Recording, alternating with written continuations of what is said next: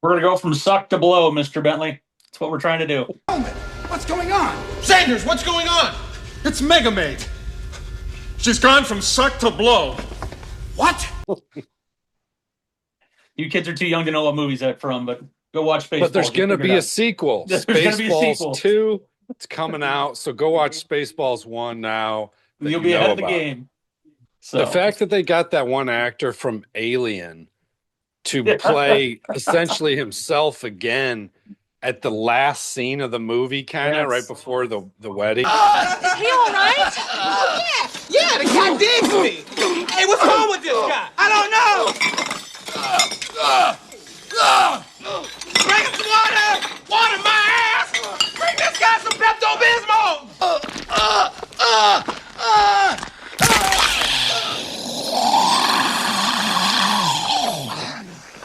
Oh no, not again. Word is I'm bringing home the bacon. Word is they don't see what it take to make it, but the word on the street side make it look easy. No flattering, cool, way too easy. Well, welcome, gentlemen, and all our listeners. We are back with another episode of the Diggle's Diamonds podcast. We are very fortunate today to be joined by a pair of pitchers. Two pitchers who had great weeks last week. First up, he appears in the middle on my screen, but I don't know how you folks are seeing him. Hopefully you're not just seeing my ugly mug right now. First up is Metamoris senior Mason Sauder. Mason has the Redbirds off to a 5-0 start, including a very nice outing against a really, really hot normal U-High club. Handed U-High their first loss in a matchup of unbeatens. So Mace, take a bow, if you will. Hey guys, what's up? It's a vocal medium, buddy. The wave just doesn't really do much. How you guys doing? Come on now, you're almost in college. We gotta pick these media lessons up. Yeah. you got like 2 months, man. Yeah. And then we're also joined by a young man who made his first varsity start, and in that start, as a freshman, decided to go ahead and throw a no-no.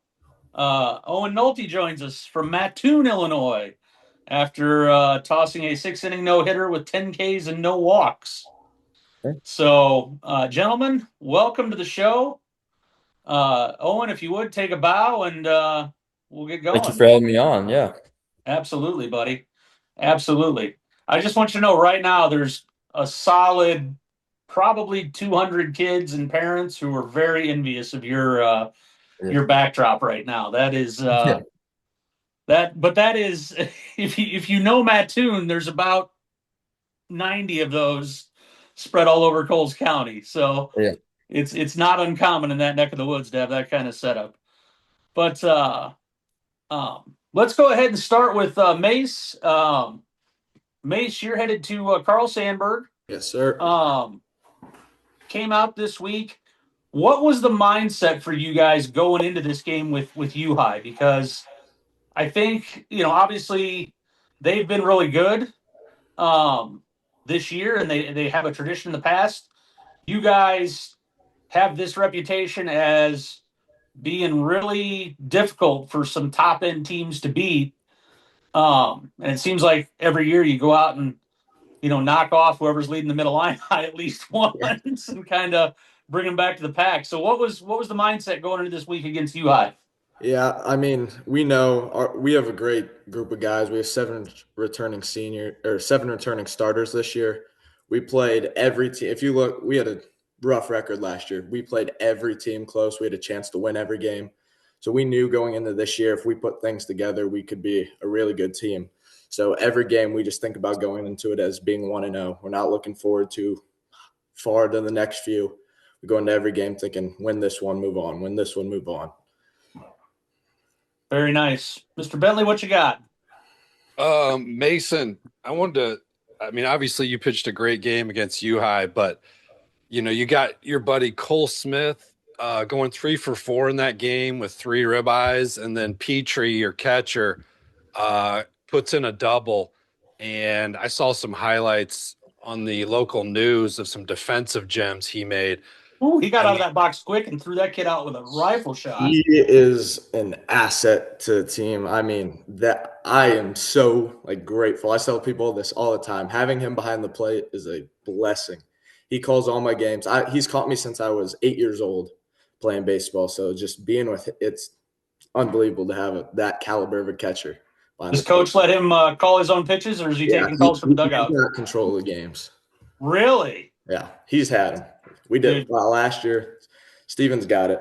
That's absolutely the way it should be. That is 100% the way it should be. He will be so much further along when you guys get to Sandberg. It won't even be funny. And you rarely see me shake him off. He knows what I want to throw every time I go out there, and I trust what he wants. Very cool. Yeah. Very cool. How was Coach Porter at Sandberg able to get all three of you, Steve Petrie, Cole Smith, and yourself? Were you guys in cahoots and possibly discussing this behind the scenes? Porter was the first one to reach out to me. He got on us early. He was at our games talking to us. Helps Cole Smith is actually he is Cole's uncle. So okay. Well, there's an end. We have a connection to him there, but I mean, he was just always reaching out, always shooting us text. He was very involved and was ahead of a lot of people, including this guy who waited too damn long. That's all right. Hopefully I won't pay for that down the road. So, but, man, what about, I'm trying to figure out how to phrase this. Where, football used to be a big thing at Metamora. Basketball has obviously been a bigger thing recently, but football's still pretty good. How do you guys make a name for yourself at that school? What if you look back and hey, I want people to talk about what we did? What kind of year have you had then? I mean, it's really just us trying to prove ourselves. I mean, we want to go out there. We want people to think, let's go watch a Metamora baseball game. Let's have them something to watch. Haven't given them that exactly the past few years, and we wanted to prove something this year and go out our senior year with a bang. We didn't want to have another rough season, and me, Steven, and Cole as captains really emphasized that and really wanted to get these guys going. And we've had great energy from the start of this year, and everyone's bought in. Haven't felt that past few years maybe, but this year everyone's on board. How much of a jolt has Brady Jones been for you guys? He seems to be getting his feet wet and swinging the bat well. And I saw he had a 3 strikeout save against Peoria Notre Dame. How good is that dude going to be? Dude, he's ridiculous. I mean, having him this young on varsity, he's gained confidence from last year. Yeah, last year freshman on varsity, a little nervous. He's this year just stepped into a huge role. He's very vocal, which he used to be a very quiet kid. He's very vocal with this team. He gets after it. I mean, him when he's swinging the bat well, and we're a different team. We said from the start of the year in our captain's meeting that him and Briggs Busey are 2 of our biggest keys to success this year, and they're proving it so far this year. It's helping us out a ton. And Brady on the mound, I mean, he can throw it. When he commands the zone, he's got 3 pitches he can throw for strikes. He will be huge for us this year if we can keep it rolling and he's throwing how he is. Yeah. All right. Well, Mace, we appreciate you joining us, man. Yeah. Congrats on the hot start. Hope you guys can keep it up. I think the Middle Illini is a lot more fun when everybody there in that little kind of geographic grouping, EP, Washington, Metamora, Morton, when they're all trying to outdo each other, it gets real fun. So real competitive. Keep up the good work, man. And like we told you at the start, you're welcome to hang out and listen to Owen, or if you got to go, we fully understand. But thrilled to have you here, man. Really appreciate you. Thank you. Appreciate it, man. Yeah, absolutely. So, all right, Mr. Nolte. Yep. DB, I'm going to apologize. I'm going to take you on a ride here. Yeah. I'm thrilled to have someone from Mattoon High on the podcast. Yeah. Owen, have you and I talked about my family ties down there? No, I don't think we have. I thought we talked at tryouts a little bit. May have. But so my family has some pretty deep ties to that area. My aunt and uncle lived and taught in Mattoon. My aunt taught at the elementary school before she passed away, and then my uncle taught at the middle school, Steve Conlon. And was Oh, yeah, yeah, I know Steve. Yeah, yeah, and he was yeah, the longtime basketball coach, and yep, um, yeah. So I've been, and I went to EIU, so I spent a ton of time with them, and spent a ton of time covering baseball. And for those that don't know, Mattoon, Illinois, is probably I don't know of many towns that put more stock in their baseball program than Mattoon. yeah, Just over the years, I mean, going back to the '60s, um, there was a Class D level team there for the Giants that I um, allegedly had like Juan Marichal and Felipe Alou and somebody else. Just some insanely talented teams down there in Mattoon from a pro perspective. Then you've got, uh, Mattoon High, which has produced some ridiculous athletes, several big leaguers, including Giants pitcher Hayden Birdsong, who's up right yeah, now. yeah, Kyle Hudson, who's in Cleveland with the Indians as a third base coach. I mean, you can go on and on. Probably one of the best pitching coaches in America. Prior to the internet and everybody breaking out like Driveline and Tread and K's, Burt Bradley. yeah. Oh, Um, yeah. We're Burt good friends. is, Talk all the time. yeah, Burt is, he was that guy. He was like the pitching whisperer, and it has been the pitching whisperer for as long as I've known him. Like, it was like he would anoint people. Um, I'm sorry I'm babbling on and on here, guys. You're all like, where is he going with this? But it's a really special town. Has a big place in my heart, and man, it's just such a cool place to be. And kills me that the Mattoon Legion's not a thing anymore. That always used to be Yeah. a blast with the Firecracker Classic and all that. And of course, now we've got Julio Godinez in Lakeland Oh, yeah. going crazy. So there's always something baseball wise going on in Mattoon, and hopefully you can bring it back a little bit. Yeah. But talk a little about this first start, man. Going no in your first varsity time on the mound. Yeah, so that was pretty exciting to me because I wasn't expecting to go for a 6 inning no hitter there, and it didn't really occur to me that I was throwing a no hitter probably until like the 5th inning, and I was like, oh wow, I heard somebody in the crowd say, and I was like, oh wow, I'm actually am throwing a no hitter. It took me a second to realize that. Did they throw that person out of the crowd? No, they did not. Like, had me nervous for a second though. Yeah, It's understandable if it's one of your teammates, but if somebody in the crowd yeah, says it, like you got to go, yeah, man. Like, yeah. Had me oh nervous for man, a second there. yeah. So, what becomes the mindset after you hear that? Like, You know, keep this doing the same thing that I was doing before, just trying to fill up the zone, get the first pitch strikes, and kind of like pitch to get contact, to get that ground outs, pop flies. You know, if K happens, a K happens.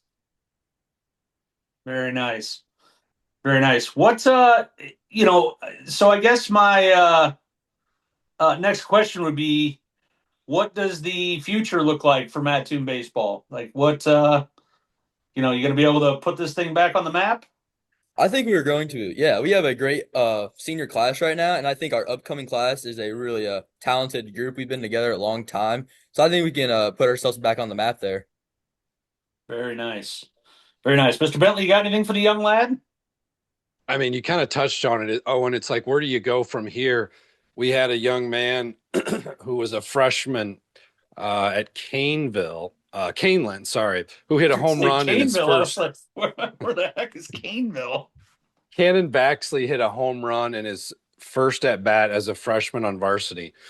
And, my question to him was, where do you go? And, I think his comment was, look, it took so much pressure off of the anxiousness of being a freshman on varsity. And when you do something special like you did, I have to believe that your confidence is now pretty much it's set for the next 3.5 years for you. Can you just talk about how you felt after that game, looking ahead at the next 3 years, knowing that you did the hardest thing to do as a pitcher in your first time out? Well, I feel pretty good. My confidence is there now. I feel like I kind of showed that, hey, I got something to prove now. As these years going forward, I got to keep looking forward to that. But I think the team also helped me realize they're there for me. Hey, you're doing good, dude. Keep going. And they're making plays. My catcher is there. He was also helping quite a bit, calling our own game by ourselves. I think they kind of helped establish that confidence going through the game, and I think it's going to help with these next couple of years. Excellent. Very nice. Yes. Owen, you know what I think we need to do, man? What's that? I think we need to figure out a way in these next 3 years to keep you at home for a weekend, and we need to make sure that we host a tournament at Grimes, at Lakeland, at the high Yeah. school, and at EIU. Yeah, I like that. Yeah, see if we can't bring back the Firecracker Classic in some shape or form, maybe. Yeah. Um, yeah, man, I'm just so excited. I saw that pop up and knew where you were from, and man, it's Mattoon's a special place. That's all I can say. Yeah. It's literally what made me as a baseball person. Just so and the surrounding areas are cool too. I mean, you get into little towns like Neoga and Windsor and Stew Straws, Cumberland. Like, there's just ball players all over down there. Oh yeah.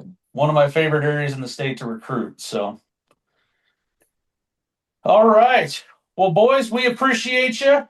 We're gonna talk about some of the other kids, some of the other things happening in baseball. You're welcome to hang out, or you can log off and go about your evening. All right. Your call. Thank you for All right, having thank you. us. Thanks for having Thank me you, on. gentlemen. Yeah, appreciate you guys. Have a good night. Hey, take care. See you guys. All right. Two more outstanding young men. Yeah, yeah. I loved what Sauder had to say about how they're approaching it as one game at a time. And I thought that's a pretty composed 2029 right there. They're making the Middle Illini look stronger than I thought. Not Yes. that I thought that they were weak, but Yeah. I felt like they were a three-headed monster. Yep. And then with Limestone starting out 5-1 or 5-2 now because they had Yeah. to play Landon Tomey and Naz at Naz. Yeah. Those two teams I think are right there with everybody, and we'll start conference play pretty soon and find out. But it certainly Next makes week. that competition. When Metamora and Limestone are good, that Middle Illini takes another level up. Now they were always good when we were younger, but it ebbs and flows with programs. So it's great to see the Redbirds back in there, and they've had that core group, those three, and the Brant Adams guy, and then with Brady Jones, the young fella. That's a tough team this year. We'll see what happens next year when they lose Petrie, Smith, and Nolte, but I think they can knock off anybody on any given night in that conference. You mean Sauder, not Nolte. Sauder, thank you. Yeah, no problem. No problem. So yeah, you want to bounce around a little bit? Yeah, let's bounce around a little bit. What you got? I got a young man who came on probably like our third ever episode, Keaton Ariano out of Geneseo, the Maple Leafs, right fielder in the 27 class. I think he's ranked top 50. He went 3 for 4 with 2 bombs against Rockridge, who is known to have some pitching. A lot of arms on that staff. I mean, you got Olkey, Owen Schweigen, Kyril, Tanner Dye. Yeah. So 2 bombs against that team is impressive. And his Keaton's teammate, Cale Whitaker, also went 4 for 4 with a bomb and 2 doubles. So I wanted to mention him too, but Ariano uncommitted. We'll see where he ends up. Yeah, that's a nice left-handed swing.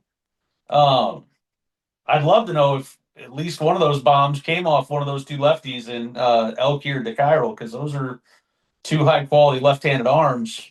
And if you're taking them out, that's one's going to Kirkwood and the other's going to uh, Southeastern, maybe. I can't Yeah, I remember. can't remember. Yeah. Anyway, um, but yeah, that's a special day no matter what. Keaton he's an all-around talent. He's got a lot. So What else you got? You got anybody for you shouting know, I out? wanted to shout out Jackson Aarons. I knew it. I knew I didn't want to steal that from you. I thought about it because how do you not talk about the day he Yeah, had? Go ahead. yeah. So Jackson Aarons, shortstop from East Peoria, Kirkwood recruit. Um, hit for the Cyclone Wednesday against Richwoods. Um, this kid just keeps doing stuff that is incredible. And what's scary is he's not a full-time baseball player. This kid went out for football as a junior, was immediately an all-conference cornerback, has been a multi-time all-conference hooper, has been a multi-time all-conference baseball player, and man, he's going to be a good one. It's I told him I was prepared to lay down in front of his car uh, to not let him leave the city, and then they went ahead and backed right over me anyway. But that's here nor there. Uh, Yeah, it would have been nice to see him stick around and play yeah, college ball here, but hey, it Kirkwood's a happens. great No, program. you can't go wrong. Josh Josh Cotton Cotton's alma started there, I mater. believe. Yeah. Yeah. I So think we no, got to give. Go ahead. yeah. So Aaron's hitting for the cycle. That East Peoria team has some real talent up the top end with him, Duncan, and Augie Lonis. So I think it's going to be uh, real interesting. And there's some pitching depth that appears to be coming for the Raiders too. And that was, of course, the big question behind uh, Duncan as Lonis continues to recover from shoulder surgery. So, and once they had him, I know Lonis just had his doctor's checkup, and they think maybe on the mound by May 1. So, uh, Raiders could be That'd a be difficult out with all that pitching. that'd be huge down the stretch. Yeah. And speaking of pitching, in that same game that Jackson hit the cycle, RJ the Dungeon, he was pitched in that game. One hit, which was I believe by Jarrett Quinn right up the gut. 11 Yep. Ks he gave up, and then he helped himself going 3 for 3 at the dish. So a little love for the Dungeon. Absolutely. Who else you got? All right, let's go way up north to Crystal Lake South High School, the Gators. Left-handed pitcher, Northern Illinois recruit Devin Deloach, who's a senior. He throws a no-hitter, 5 inning no-hitter, 13 Ks. Um, you know, his teammate finished it out and went the last two. So it was a combined no-hitter, Tanner Maurer. And with the bat, Carson Trivellini, the Illinois commit, supplied the runs that they needed. I believe the game was 5-0. And that was down in Florida in Tampa against a New York team. So congrats to Devin. That's we don't know how good that New York team was, but I'm sure they weren't too shabby. So Northern Illinois, a good one.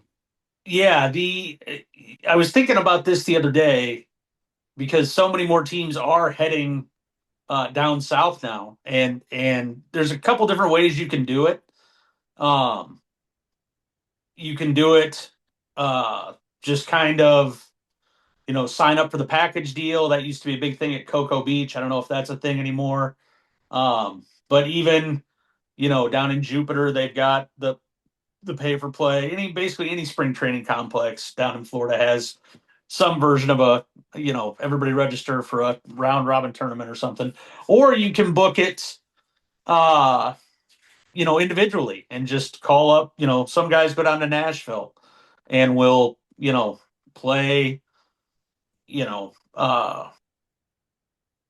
Uh, Lipscomb Academy or Good Pastor Christian or uh, Franklin High or gosh, I forget where Mookie Betts went, somewhere around there. Or you get out to Mount Juliet, and there's beautiful facilities down there, so you book it one at a time. But usually on those trips, bad teams don't make those trips, I guess is the long-winded point. So if you go down there, it's usually people who are kind of looking to see how good are they really when it comes to the rest of the country. So you can usually be pretty well guaranteed you're going to find some good comp. Yep. So yeah, What good for else you them. got? You had talked about going a little bit into pro ball. Yeah, let's do it. I got one. You Yeah, go hit first. me. All right. I'll dip to Chase DeLauder, Cleveland, formerly the Indians. It's hard for me to refer to him as the Guardians. 4 home runs in his first MLB 3 games, second player in history to accomplish that. And I was lucky enough to grab him for me and Farner's fantasy team. That's so impressive. He's got the Asher Cantu swing. Yeah. Yep. Got the short finish from the left side, and it plays well. I mean, in a car with my wife, you stop short. You think I don't know what that's about? That's my old move. I used it on Estelle 40 years ago. I told everybody about it. Everybody knows. I stopped short. Yeah. Yeah, that's been impressive. Same thing with the Murakami dude, Munetaka Murakama from the White Sox. I mean, Yep. three bombs in his first 3 games. And I know Kazuma Okamoto hit one today as well for his first. So it's kind of cool to see these rookies. There's a lot of rookies playing. JJ Weatherholt killing it right now. Kevin McGonigal, Detroit. Yeah, McGonigal, same thing. So, speaking of pro ball, that reminds me, I got an email this week. Well, actually, it was a text of an email this week, and it was from the Midwest Scouting. I forget what the official name of it is, but the Midwest Scouting Calendar Group Mail. Let's put it like that. And this is for those that don't know, when you are a prospect, there's not a lot of direct contact with scouts until you become, pretty sure you're draftable. And so what coaches are asked to do, and your coach just can't do this and go, oh, hey, I think this kid should be seen by pros. It has to be something your coach has given and provided. But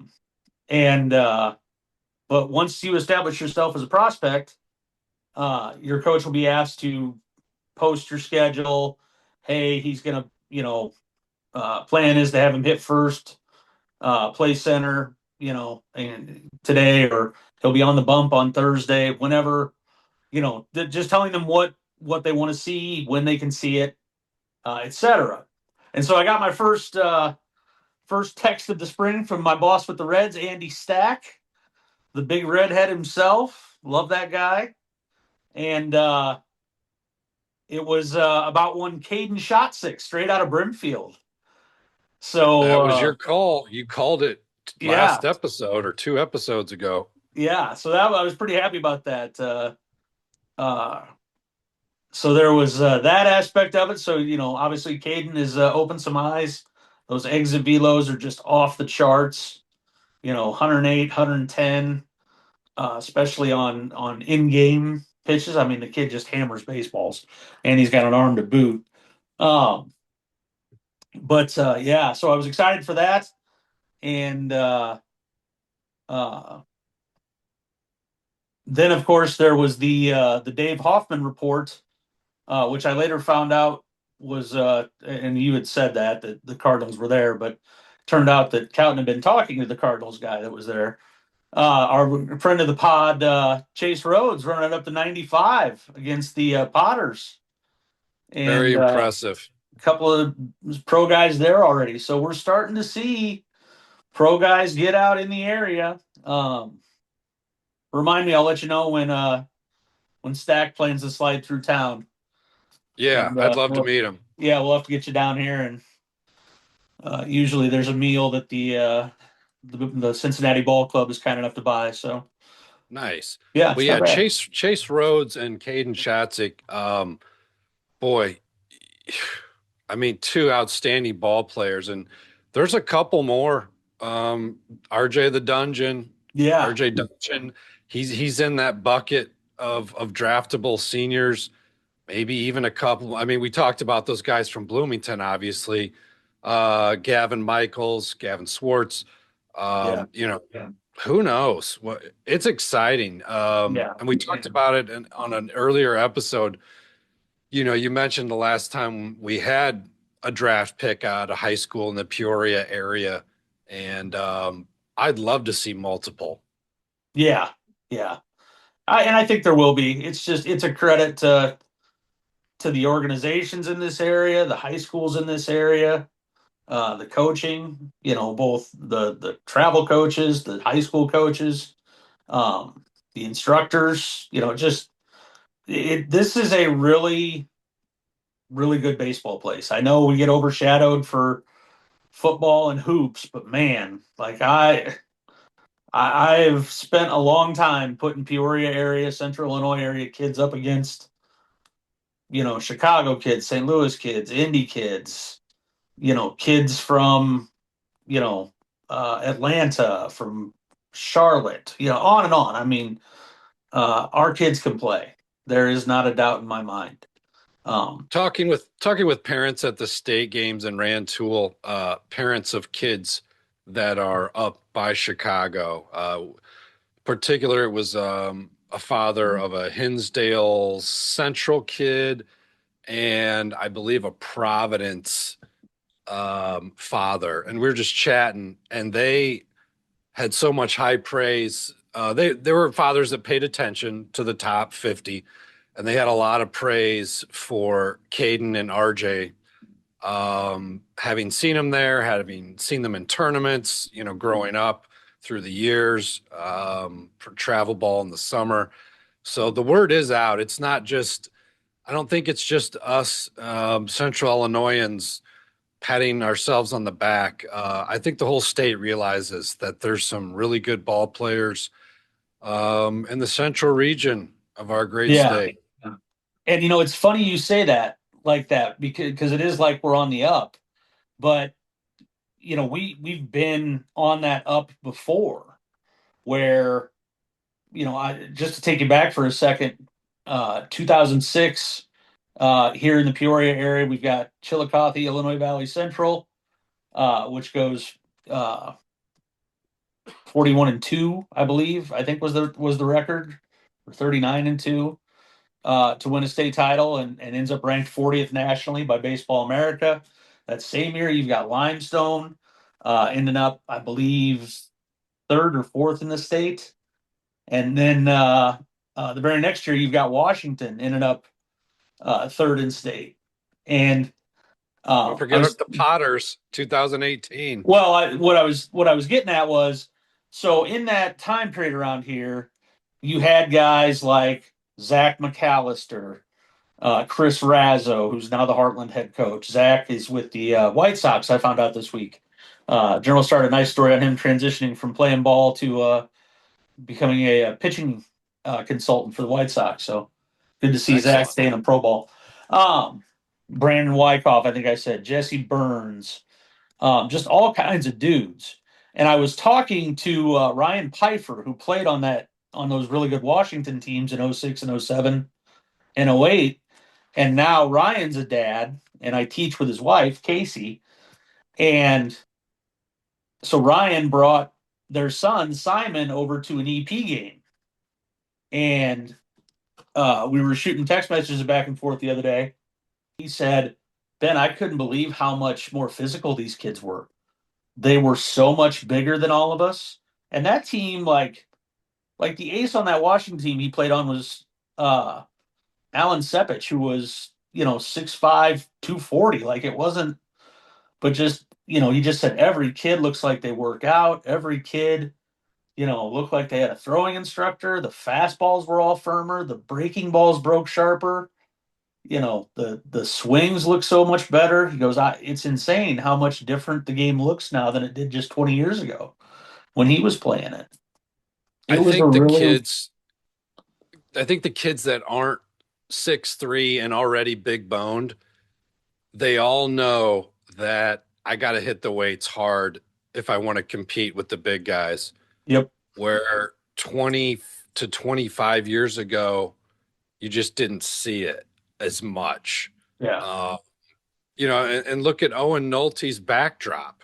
yeah, Not only did he have a cage, but he had a workout area. He's a yep, fresh, and I'm sure he's destroying that shed that he's got, yeah, getting after it. I mean, if you're throwing a no-no your first varsity start as a fresh, you're in the weight room. And yeah, he's a K's guy, so I know Cowton's working him. So um the little guy, and by little I mean 5'9" and skinny. There's a place for you in this game. There's a place for you if you're 5'7" and skinny. Um, it's I think it's great for the sport. I worry a little bit about the Tommy John stuff, but if you're working with somebody who knows what they're doing, who is careful with your velo jumps, you can avoid it. yeah, absolutely, absolutely. No, the Tommy John stuff, it comes down to kids being used right, and there were a couple cases in week one of guys throwing 100 pitch complete games with double digit Ks, which is awesome, great, but is that ultimately what's best for the kid? And that's a hard question to answer. Personally, if it's me, they're probably on something between 60 and 75 pitches, 3, 4 innings, whichever comes first.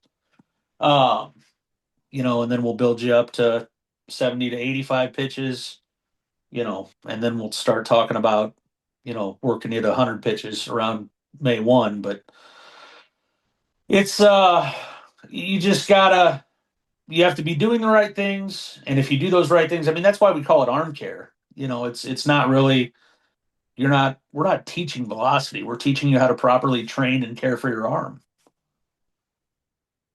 Yeah, I ran into Jameson Rapinchuk, friend of the podcast, I saw that. and in person I ran into him, and then I saw that he was nails down south against Father McGivney. Yeah. I was talking to him because he's a Maryville commit, and I just asked him. I go, "You're going to be careful, right? I don't, I want to see you healthy. Your senior season." And he said, absolutely. He'd already talked with his coaches about pitch limits, et cetera.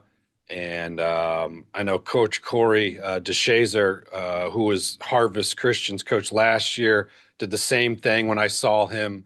Jameson pitch in April. I think he threw 50, maybe 60 tops, and then he was out of there.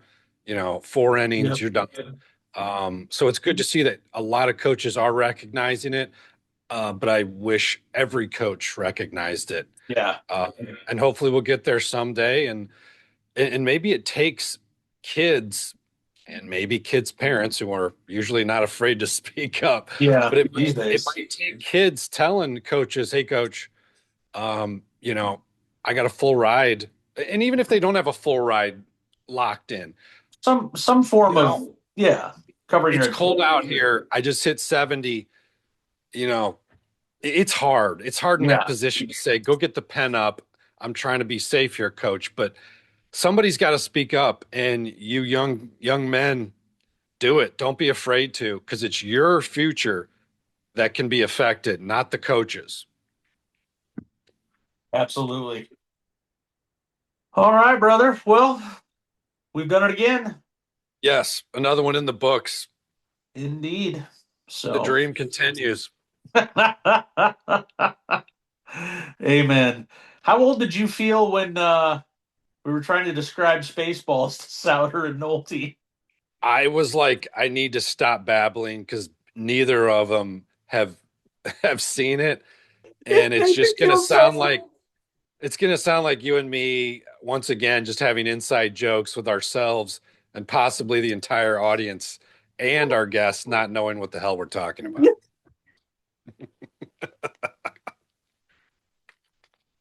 But Oh, but I did have to give a shout out to that actor who passed away not too long ago, and he was a big time stage actor, British guy, and I can't yes. remember his name. But the fact that he Spaceballs, was Yeah. like, hey man, will you come on this basically like it's in the airplane genre of Oh, it's a movies satire, 100%. and can you come on and play yourself and just make fun of that scene with the alien popped out of your belly in one of the greatest horror slash sci-fi movies of all time, Yeah. Alien. So I had to go there at least, but yeah, Oh, yeah. we could have pretty much gone on to the entire film plot line, but we tried to save them from getting bored. Oh, man. It's hell getting old. It's tough. All right, brother. Well, always a pleasure. I'm going to unrecord this or stop the recording, not unrecord. Jesus Christ. Christ, I can't find it. Hit the control alt delete button.